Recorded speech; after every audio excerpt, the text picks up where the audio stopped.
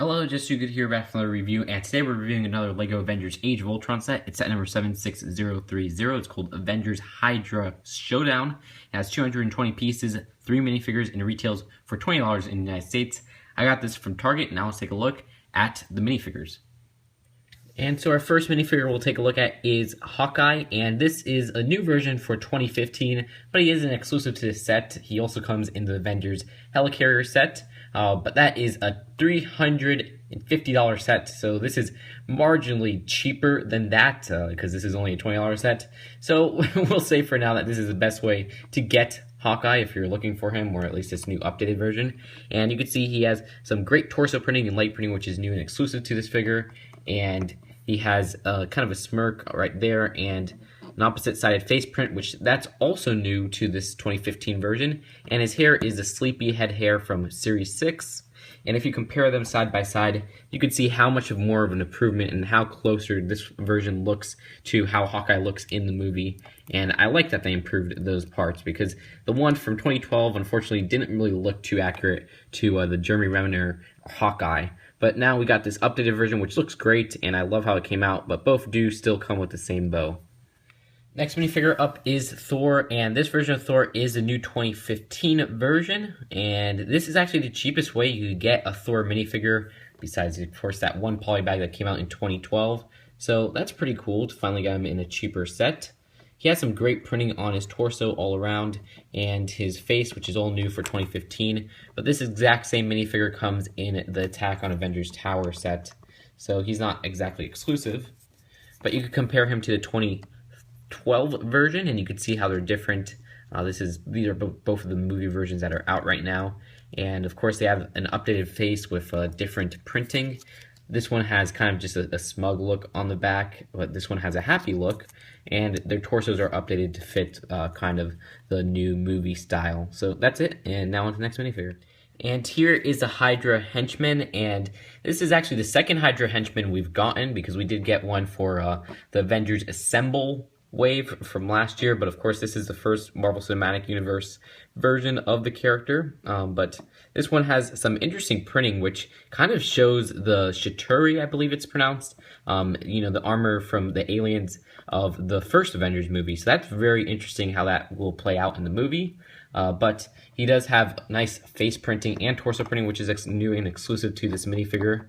And of course, this minifigure is exclusive to this set, so this is the only way you could get this version of the minifigure. So that's pretty cool, but really he's the only exclusive minifigure from this whole set.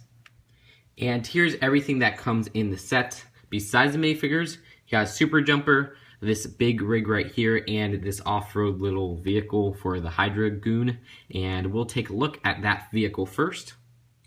And so here is the Hydra Vehicle. Honestly, I'm not digging the look of this, and it does have a few flaws on its own, because it just looks kind of like a mishmash of like a hot rod and an off-road racer that it doesn't really mend too well with my eyes. I do like some parts of it though, and we'll get to that in a little bit, but let's just take a look, kind of a 360 view of it. And those parts I do like are the use of the Hydra logo on the vehicle itself.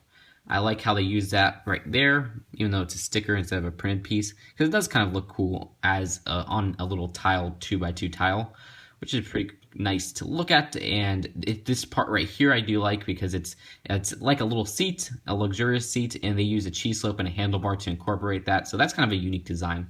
But other than that, the rest of the vehicle I'm not digging. This part right here always kind of falls off and wobbles, because they didn't secure this properly, because they chose not to have one with a pin on the opposite side and the axle on the other side, because it's actually used with the play feature, where you put Thor on the super jumper and you knock over this part by flicking the super jumper. And of course I'm not going to put Thor on the super jumper, because I do not recommend doing that.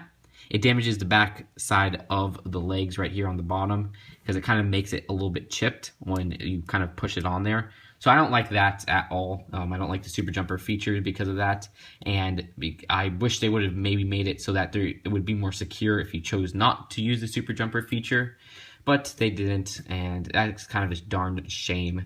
Other than that, you can see this part right here, you could actually kind of take or lift the frame just a little bit, but you gotta kind of push these parts on top, just down, and you can load in the Hydra Henchman inside there if you would like. and he just kind of fits in there like this. And then you load it back in, and it all fits perfectly. So that's really cool. And on the side, they even have this little laser part. I don't even know what it is, but it doesn't even do anything. And if it was supposed to be like a light or something, there's none on this side. So that's kind of a weird design in itself. And then there's a look at the bottom. So not really digging this thing. And again, I wish this part would have been a little bit more secured, because it does look kind of cool. I like the use of these trans blue little tile right here, and this trans blue little stud on the stud shooter. And basically, if you push down the stud shooter, of course, it will shoot the stud like that. So that's it for the little Hydra henchman car, and you see it just keeps on falling off. And now onto the bigger vehicle. And here is the rig, and I actually kind of like how this design came out. It may be a little bit too simple at parts, but it doesn't look too bad overall. On the front, they do have the sticker right here, which has the Avengers logo, which does look pretty clean, so I like how that came out. And if you see right here, this is actually the first time we're getting this widescreen, this particular widescreen, which I think is 2 wide and then 2 on the top, in that kind of trans clear color. So that's really nice to get it, and currently I believe it's exclusive to the set. So that's a very cool little part to get, and it makes this set a little bit more worthwhile. And on the back, you can see that they use another different version of the widescreen. It's one, I think it's 3 long, 2 high, and then yeah, and it has 6 studs on top, I believe. And that version is more common than this front one, because of course this front one's exclusive, and this one comes in a lot of other sets. And then on the back they have this little license plate right here, which is a sticker, and they have these 2 little missiles on top, which are flick and fire missiles. And of course you just kind of push on there and it will flick the missiles if you give it the right amount of force. And those have lots of different ways you could kind of aim them, because you see like that. And they have this, they're on this little swivel plate, so you could aim them any way you kind of want. And then other than that, the inside of it fits 2 minifigures if you really want to. But it really just shows Hawkeye in the cockpit like this. And other than that, they just kind of have a steering wheel, and these parts are kind of playing as the seats. And honestly, I like the seat design on the Hydra vehicle much more. And then you could put Hawkeye's little bow and arrow right there, and then that's it for really this set. In terms of the build, one thing that really is a glaring flaw of this particular build is I wish this part on the bottom was a little bit more thick, because it makes it look kind of incomplete, or a little bit too thin in terms of, I guess, how realistic it would look. And the same goes with this top little canopy right here. I wish they maybe put a plate and then the tile, because it would have made it look just a little bit more better in terms of proportions. So that's really it for this vehicle, and now let's go on to the final verdict. Did I say final verdict? I meant look at the box. And the box for this is that nice $20 thick box size that I do collect for the Marvel line. This one doesn't look too bad. I just wish that would have been the cartoony art right there, and the comic art on the side, and kind of switch that around. And then here is the back. You get one pretty thick instruction booklet, and that one comic that we took a look at in the Avengers Tower set. So if you want to look at that, just go to that set review. Now let's go on to the final verdict. So overall, this set is, for a $20 Marvel set, I'm honestly kind of let down. Only one minifigure is exclusive, and he's a pretty cool minifigure, but he's not like any main character or anything like that. And I guess that's for the better, because, if they had a main character as exclusive, it would definitely tick a few people off. And then the actual vehicle for that character, the Hydra Henchman, it's really kind of lame. I don't like how it came out really at all. It looks a little bit too, I guess, it's just like a random mishmash of certain different vehicles. And then the main vehicle, which is this snow rig right here, would have been a little bit cooler if they just put a little bit more pieces on it, because as it stands right here, this part, the canopy looks a little bit too thin, and then the bottom part right here looks a little bit too thin as well. Other than that, I don't have much problems with that vehicle, and I think it actually came out pretty cool. But just the value for this price, at $20 for 3 minifigures, and only one's really exclusive, I can't recommend it too much. But then again, it is the cheapest way to get Thor by a mile. The only other way you could get Thor in this Age of Ultron wave is by forking over another $40 more than this set. And Hawkeye, the only way you could get him in this version is by forking over actually a lot more money, $330 more if you live in the United States.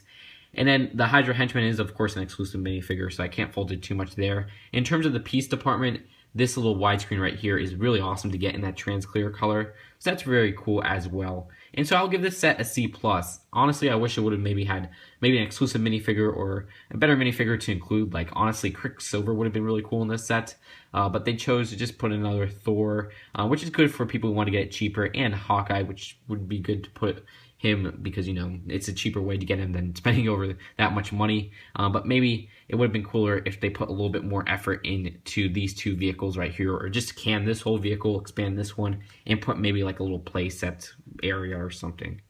So that's it for this set. I hope you guys enjoyed this review, and I'll see you guys later. I'm too busy playing with Majora's Mask and my new 3DS to really upload more reviews today, but stay tuned tomorrow because I'm going to be uploading Toy Fair videos out the butt. I mean, there's going to be so many videos of that.